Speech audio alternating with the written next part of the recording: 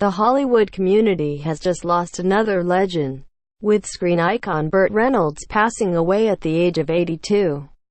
Reynolds was one of Hollywood's biggest stars of the 1970s and 1980s, whose streak of being the top-grossing Hollywood star between 1979 and 1982 was so rare it hadn't happened since Bing Crosby's stretch in the 1940s.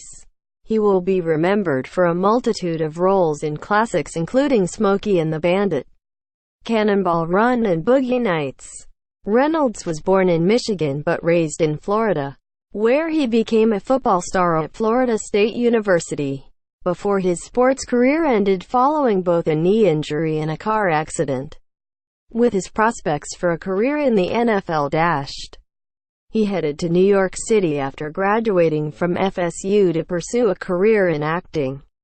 Reynolds worked steadily throughout the 1960s, with recurring roles in Riverboat, Gunsmoke and Hawk, but he truly became a star with his indelible performance as Lewis Medlock in director John Boormans' 1972 classic Deliverance.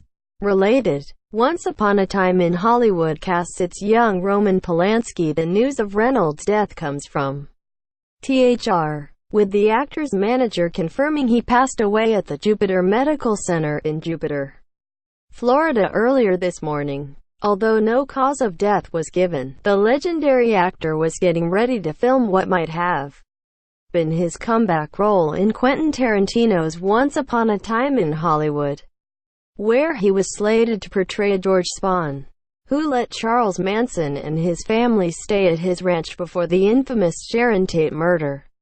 There is no indication yet how, or if, this will affect production, since Reynolds was reportedly supposed to start filming his role in just a few weeks. At the height of Reynolds' success in 1978, he once had 4 movies playing in theaters at the same time, which speaks volumes about his star power. And he also became well known for turning down a number of iconic roles.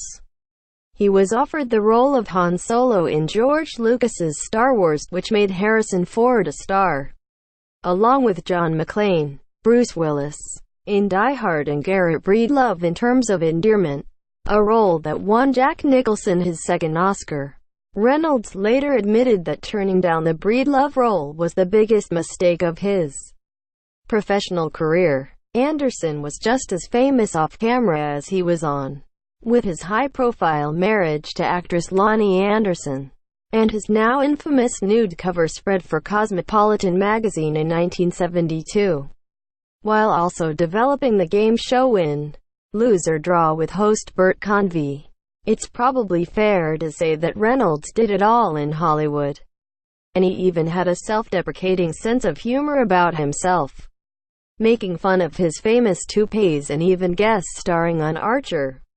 The star did have his fair share of ups and downs, including a few stretches where acting roles seemed to dry up, along with him filing for Chapter 11 bankruptcy in 1996, which forced him to sell off his properties.